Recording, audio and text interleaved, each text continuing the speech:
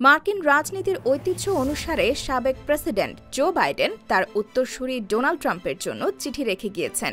স্থানীয় সময় সোমবার ২০ জানুয়ারি ওভাল অফিসে ফিরে প্রথম নির্বাহী আদেশে স্বাক্ষর করার সময় ট্রাম্প চিঠিটি পান এবং সাংবাদিকদের সামনে এর বিষয়বস্তু পড়ে শোনান। চিঠিতে ট্রাম্পকে প্রিয় প্রেসিডেন্ট সম্বোধন করে জো বাইডেন লিখেছেন, এই মহান দায়িত্ব থেকে বিদায় নেওয়ার সঙ্গে সঙ্গে আমি আপনাকে এবং আপনার পরিবারের আগামী ৪ বছরের জন্য শুভকামনা জানাচ্ছি। আমেরিকার জনগণ সহ বিশ্বের মানুষ অনিবার্য যে কোনো ঝড়ের মধ্যে স্থিতিশীলতার জন্য এই হাউসের দিকে তাকিয়ে আছে। আমি প্রার্থনা করি আগামী বছরগুলো আমাদের জাতির জন্য সমৃদ্ধি ও শান্তির হবে। বাইডেন তার চিঠিতে আরও লিখেছেন, সৃষ্টিকর্তা আপনাকে আশীর্বাদ করুন এবং আপনাকে পথ দেখান, যেমন তিনি আমাদের প্রতিষ্ঠার পর থেকে আমাদের প্রিয় দেশকে আশীর্বাদ এবং নির্দেশনা দিয়েছেন। ক্ষমতা গ্রহণের পরদিন প্রেসিডেন্ট ডোনাল্ড ট্রাম্প চিঠিটি সম্পর্কে তার অভিমত ব্যক্ত করেছেন।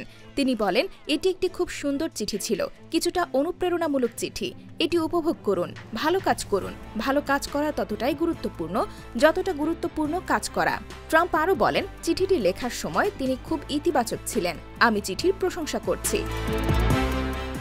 প্রসঙ্গত, যুক্তরাষ্ট্রের সাবেক প্রেসিডেন্ট রোনাল্ড রিগান ১৯৮৯ সালে এই চিঠি বিনিময়ের প্রথা চালু করেছিলেন। তিনি তার উত্তরসূরি জর্জ ডব্লিউ বুশের জন্য একটি মজার নোট লিখেছিলেন। ওই চিঠিতে ছিল টার্কি পরিবেষ্টিত একটি হাতির ছবি এবং তাতে লেখা ছিল, টার্কিগুলো যেন তোমাকে হতাশ না করে।